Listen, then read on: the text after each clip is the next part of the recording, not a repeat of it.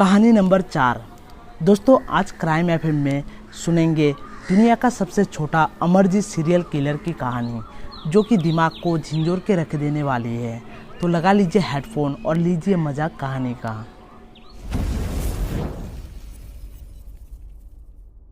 इससे पहले आपने कई तरीके के सीरियल किलर की कहानी सुनी होगी, चाहे वो मूवियों में हो या फिर रियल लाइफ में हो, मगर उन सब सीरियल किलरों की कहानी और आज की कहानी एकदम अलग है। क्योंकि आज की कहानी सिर्फ महज 8 साल छोटे बच्चे की कहानी है। हंसने खेलने की उम्र में दूसरों की जान लेने की कहानी है। ये कहानी है बिहार के बेगूसराय ज़िले के एक छोटे से गांव मुसाहिर की। इस गांव में एक परिवार था जो कि बहुत ही गरीब था। परिवार में पति पत्नी और उनके 2 छोटे छोटे बच्चे थे, जिसमें से एक दूध पीती बच्ची थी और एक 7 साल का बच्चा था। परिवार का मुखिया मजदूरी खेतीबाड़ी वगैरह करके किसी तरह अपने परिवार का गुजारा करता था। उसी गांव में उसके घर के बगल में ही उसके छोटे भाई का परिवार रहता था।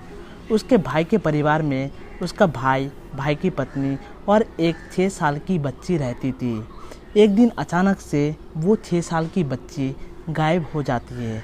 उसके परिवार वाले उसको हर जगह ढूंढते हैं, मगर उस बच्ची का कोई खबर नहीं मिलता है। देखते देखते ये बात पूरे गांव में फैल जाती है, क्योंकि गांव के छोटे बच्चे हमेशा आस पड़ोस के और बच्चों के साथ खेलते रहते हैं। ऐसे में अगर कोई बच्चा लापता हो जाए तो देखते देखते खबर हर जगह फैल जाता है। गांव में कोई भी बात कभी छुपती नहीं है, क्योंकि हर कोई हर किसी को पहचानते हैं और जानते हैं। मगर शहर की बात अलग होती है। एक फ्लैट में रहते हुए भी लोग एक दूसरे को नहीं जानते हैं और पहचानते हैं। इतना बड़ा एक घटना होने के बाद भी ये लोग पुलिस को कोई मिसिंग रिपोर्ट नहीं लिखाते हैं। ये घटना होने के 6 महीने बाद उसी परिवार के और एक दूध पीती बच्ची भी गायब हो जाती है। देखते देखते ये बात भी पूरे गांव में फैल जाता है, और इस बार भी ये बात पुलिस तक नहीं पहुंचती है, क्योंकि अब भी ये लोग पुलिस को कोई रिपोर्ट वगैरह नहीं लिखाते हैं। मगर इस बार पूरे गांव में एक दहशत फैल जाती है। लोगों को समझ नहीं आता है हो क्या रहा है। एक ही परिवार के 6 महीने के अंदर 2-2 बच्चे गायब कैसे हो सकते हैं। सभी गांव वाले डरे हुए रहते हैं और अपने बच्चों को हमेशा अपने नज़रों में ही रखते हैं। ये घटना होने के 3 महीने बाद और एक 6 महीने के दूध पीती बच्ची गायब हो जाती है, मगर इस बार किसी और परिवार की बच्ची गायब होती है। उन्हीं 2 भाई के पड़ोस में एक औरत रहा करती थी, जिसका नाम था चुनचुन देवी, और उन्हीं का 6 महीने की दूध पीती बच्ची गायब हो जाती है, जिसका नाम खुशबू होती है। चुनचुन देवी अपने गांव के प्राइमरी स्कूल में अपने बच्चे को खिला रही थी, और खिलाते खिलाते खुशबू सो जाती है। और उसी दौरान चुनचुन देवी को एक ज़रूरी काम याद आता है, और वो खुशबू को वही सुलाकर घर चली जाती है। और थोड़ी देर बाद आकर देखती है वह खुशबू नहीं है। फिर चुनचुन देवी उसको यहाँ वहाँ पागलों की तरह ढूंढती रहती है, मगर उसका कोई खबर नहीं मिलता है। ये खबर भी देखते देखते आग की तरह पूरे गांव में फैल जाता है।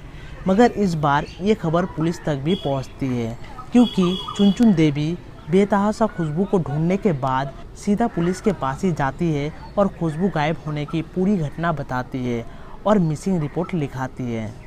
अब पुलिस भी अपने टीम के साथ मुसाहिरी गांव के उसी प्राइमरी स्कूल में पहुंचती है, जहां से खुशबू गायब हुई होती है, और अपना जांच पड़ताल पूछताछ शुरू कर देती है।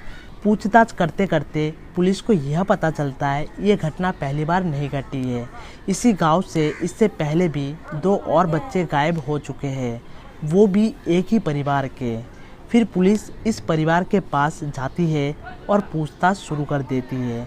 थोड़ी देर पूछताछ करने के बाद वो अपने 8 साल के बेटे अमरजीत सदा को बुलाते हैं और कहते हैं खुशबू के बारे में अगर किसी को कुछ पता है तो इसी को पता है। फिर पुलिस वाले को भी सुनकर बहुत अजीब लगता है, जो एक 8 साल के बच्चे को कैसे कुछ पता हो सकता है। मगर फिर भी पुलिस अपना काम करती है और अमरजीत से पूछताछ शुरू करती है और पूछती है, जो बेटा क्या तुम्हें पता है खुशबू कहाँ है? ये सुनने के बाद अमरजीत हंसने लगता है। उसके बाद पुलिस दोबारा पूछता है तो वो हंसते हुए बोलता है, हाँ मुझे पता है। तो पुलिस पूछती है, अच्छा ये बताओ खुशबू कहाँ है। ये सुनने के बाद वो चुप रहता है और सभी पुलिस वालों का शक्ल देखते हुए हंसता रहता है। पुलिस वालों को भी लगता है इस बच्चे पर सिर्फ अपना समय बर्बाद कर रहे हैं, क्योंकि इससे जो भी सवाल पूछा जाता है वो उसका जवाब नहीं देता है और हंसता रहता है। मगर फिर भी पुलिस पूछताछ करती रहती है जिससे उनको कोई सुराग मिल जाए खुशबू तक पहुंचने का। ऐसे पूछते पूछते अमरजीत बोल पड़ता है, अगर मुझे बिस्कुट दोगे तो मैं सब कुछ बताऊंगा। फिर पुलिस वाले पास के एक दुकान से उसके लिए एक बिस्कुट का पैकेट मंगाते हैं और उसको देते हैं।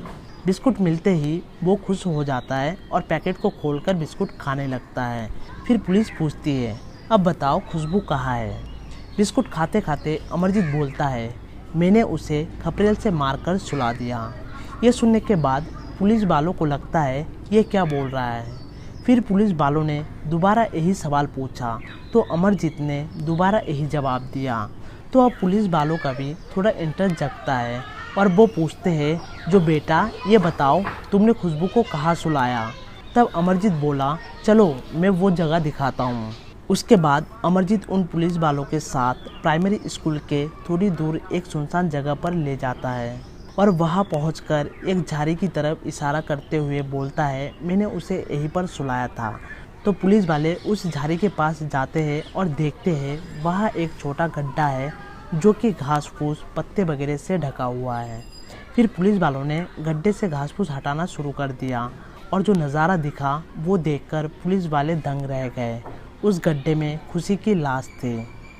पुलिस वाले इसलिए दंग रह गए क्योंकि महज 8 साल का बच्चा इतने प्रोफेशनल तरीके से खून कैसे कर सकता है, जो कि बोलता कम है और हंसता ज़्यादा है, जिससे सिर्फ इसलिए पूछताछ शुरू किया गया था जो कोई उनको सुराग मिल जाए। यहाँ उनको पूरा का पूरा कातिल ही मिल गया।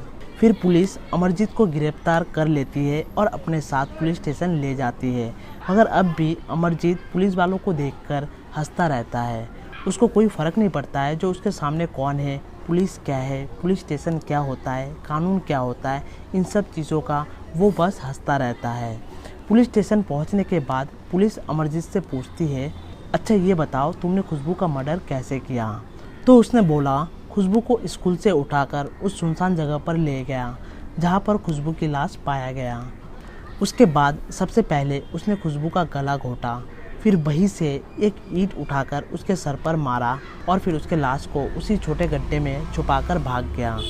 ये सुनने के बाद पुलिस को वो 2 बच्चे भी याद आते हैं जो कि 3 महीने और 9 महीने पहले उसी गांव से गायब हुए होते हैं, जो कि दोनों ही अमरजीत की बहन होती है। तो पुलिस को लगता है कहीं उन दोनों बच्चों का गायब होने के पीछे कहीं अमरजीत का ही हाथ तो नहीं है। इसलिए पुलिस अमरजीत से पूछती है, अच्छा ये बताओ और किस किस को खपरेल से मारकर सुलाया है। ये सवाल सुनने के बाद वो फिर से हंसने लगता है और बोलता है, और बिस्कुट दोगे तो मैं बताऊंगा। फिर पुलिस वाले उसके लिए और बिस्कुट मंगाते हैं और उसको देते हैं। फिर अमरजीत बिस्कुट खाते खाते बोलता है, उसने खुशबू के अलावा और दोनों को मारा है, जिसमें से एक अपनी खुद की बहन और एक अपनी चचेरी बहन। ये सुनने के बाद पुलिस के पैरों तले ज़मीन खिसक गई। जो उसके सामने दुनिया का सबसे छोटा सीरियल किलर बैठा हुआ है, जो कि एक के बाद एक 3 मर्डर कर दिया, वो भी 9 महीने के अंदर।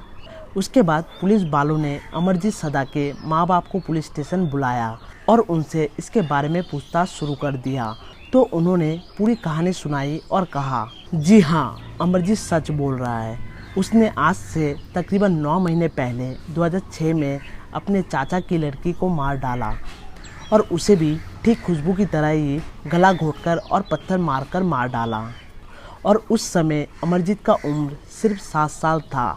उन्हें ये पता भी चल गया था जो ये मर्डर अमरजीत ने ही किया है, क्योंकि जब उन्होंने अमरजीत से पूछा था तो उसने बिना छुपाए सब कुछ बता दिया था। फिर उसके 6 महीने बाद ही अमरजीत ने अपने खुद के 8 महीने के दूध पीती बहन का भी मर्डर कर दिया और ये मर्डर भी गला घोंटकर ही किया। और इसके बारे में भी उसके माँ बाप को पता था, क्योंकि उसके माँ बाप ने जब इससे पूछा था तो इसने स्वीकार किया था जो इसी ने मारा है अपनी बहन को। फिर पुलिस वालों ने इनसे पूछा, अगर आप लोगों को पता था जो ये दोनों मर्डर अमरजीत ने किया है तो आप लोगों ने इसके खबर पुलिस को क्यों नहीं दी। तब अमरजीत के माँ बाप ने बताया, जब इसने अपनी चाचा की लड़की का मर्डर किया तब हमें लगा कि शायद अनजाने में आपसी लड़ाई में उसका मर्डर कर दिया, इसलिए हमने अमरजीत को समझा बुझाकर छोड़ दिया। मगर जब उसने अपनी बहन को मार डाला तब उसके बाद उन्होंने अमरजीत की बहुत पिटाई की और अमरजीत ने भी बोला आज के बाद ऐसा नहीं करेगा दोबारा, इसलिए आखिरी बार के लिए उसको माफ़ कर दिया गया। क्योंकि मरने वाला और मारने वाला हमारे ही परिवार के थे, इसलिए हमने इसे एक पारिवारिक मामला मानते हुए पुलिस में इसकी कोई रिपोर्ट नहीं की।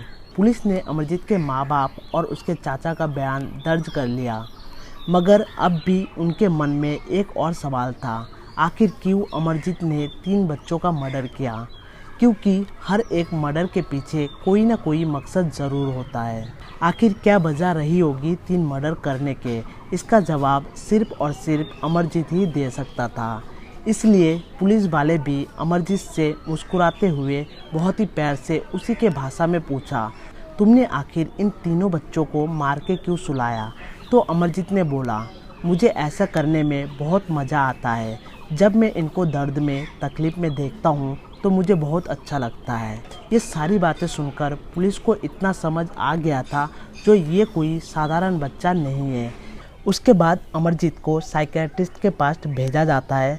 फिर इसके दिमाग की जांच पड़ताल किया जाता है और काफ़ी स्टडी करने के बाद डॉक्टर अपने रिपोर्ट में बताते हैं अमरजीत को कॉन्टैक्ट डिसऑर्डर नाम की बीमारी का शिकार है, जिसके वजह से उसको किसी को तकलीफ़ में देखना, दर्द में देखना बहुत अच्छा लगता है और बहुत खुशी होती है। उसको पता ही नहीं होता है वो किसी को जान से मार रहा है, ना ही उसको पता था जान लेना क्या होता है, दर्द तकलीफ़ क्या होता है, ना ही उसके नज़रों में ये सब चीज़ें गलत था।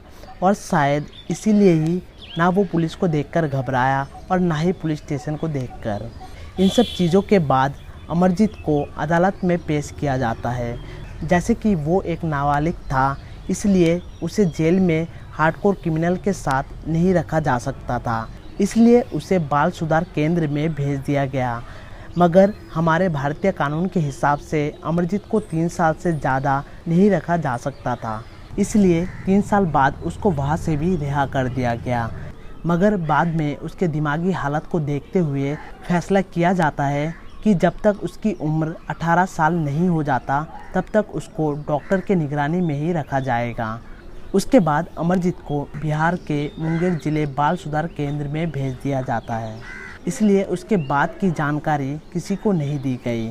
फिलहाल अमरजीत इन सब चीज़ों से बाहर होगा और एक नया नाम, नए पहचान और नए ज़िंदगी के साथ आज़ादी से जी रहा होगा। क्योंकि अमरजीत का जन्म 1998 में हुआ था, उस हिसाब से 2016 तक वो 18 साल का हो गया और उसे बाल सुधार गृह से आज़ाद कर दिया होगा। तो ये थी दुनिया का सबसे छोटा सीरियल किलर अमरजीत सदा की कहानी। फ़िलहाल अभी तक सबसे यंगेस्ट सीरियल किलर में अमरजीत सदा का ही नाम दर्ज है, जो कि 7-8 साल से ही कत्ल करना शुरू कर दिया। तो आशा करता हूँ आपको ये वीडियो पसंद आया होगा। अगर अच्छा लगा तो एक लाइक ज़रूर करना और जितना हो सके इस वीडियो को अपने दोस्तों के साथ, रिश्तेदारों के साथ व्हाट्सएप पे शेयर ज़रूर करना। और चैनल पर नए हैं तो चैनल को सब्सक्राइब करना और बेल आइकन को ज़रूर दबाना। अब आपसे मिलेंगे नेक्स्ट वीडियो में, तब तक के लिए जय हिंद, जय भारत।